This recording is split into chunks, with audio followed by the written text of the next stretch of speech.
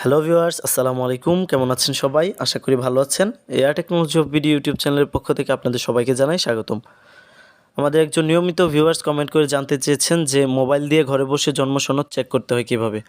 ধন্যবাদ তাকে এমন গুরুত্বপূর্ণ বিষয় তুলে ধরার জন্য। জন্ম সনদ চেক করার জন্য আমাদেরকে কম্পিউটারের দোকানে যেতে হয়। এতে করে যেমন টাকা নষ্ট হয় তেমনই নষ্ট হয় আমাদের গুরুত্বপূর্ণ সময়। আজকের এই ভিডিওতে আপনাদেরকে দেখাবো ঘরে বসে মোবাইলের মাধ্যমে কিভাবে জন্ম সনদ যাচাই করতে হয়। কথা না বাড়িয়ে চলে যাব মূল ভিডিওতে। মূল ভিডিওতে যাওয়ার আগে বলে নিতে চাই, এখনও যারা আমাদের চ্যানেলটি সাবস্ক্রাইব করেননি তারা এখনই সাবস্ক্রাইব করে নিন এবং পাশে থাকা বেল আইকনটি অন করে দিন। আর যারা ফেসবুক থেকে দেখছেন তারা ফেসবুক পেজটি ফলো করে দিন। ঘরে বসে থেকে জন্ম সনদ যাচাইয়ের জন্য আমাদের ফোনের একটি ব্রাউজার ওপেন করতে হবে। যেহেতু আমি গুগল ক্রোম ব্রাউজার ব্যবহার করি তাই আমি গুগল ক্রোম ব্রাউজার ওপেন করছি। আপনাদের ফোনে যদি অন্য কোনো ব্রাউজার থাকে তাহলে আপনারা সেটা ওপেন করে তার সার্চ বারে গিয়ে লিখবেন BIRTH birth CERTIFICATE certificate ONLINECHECK birth certificate online check. এবার আমি সার্চ করছি। এখানে আমাদের যে প্রথম ওয়েবসাইটটি দেওয়া আছে এটি হচ্ছে আমাদের কাঙ্ক্ষিত ওয়েবসাইট। এটার মাধ্যমে আমরা জন্ম সনদ যাচাই করব। আপনাদের এই জন্ম সনদের এই ওয়েবসাইটটি যদি আপনারা এখান থেকে না পান তাহলে আমি আমার ইউটিউব ভিডিও ডেসক্রিপশন বক্সে দিয়ে রাখবো এই লিঙ্কটি, সেখান থেকে আপনারা প্রবেশ করবেন। তো আমি এটাতে ক্লিক করছি। তারপর এখানে আমরা অযথা সময় নষ্ট না করে এখানে দেওয়া আছে বার্থ রেজিস্ট্রেশন নাম্বার।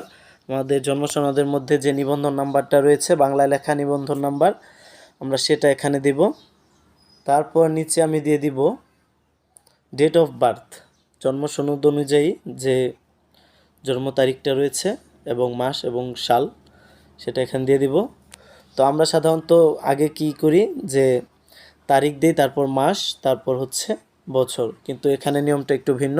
এখানে আগে বছর দিতে হবে, তারপর হচ্ছে মাস, তারপর হচ্ছে তারিখ। এটা দেওয়া শেষ। তো এখানে আমাদের একটা ক্যাপচা রয়েছে, এটা হচ্ছে যে 56 থেকে 8 বিয়োগ করলে কত হয়। তো এটা আমার এখানে লিখতে হবে 48। তো এখানে মোটামুটি আমাদের কাজ শেষ। এখন সার্চে ক্লিক করব।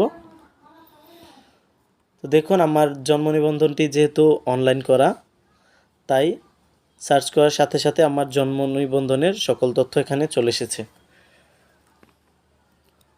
তো এভাবে কিন্তু আপনি ঘরে বসে থেকে মোবাইলের মাধ্যমে মাত্র 2 মিনিটে আপনার জন্ম সনদ যাচাই করতে পারবেন।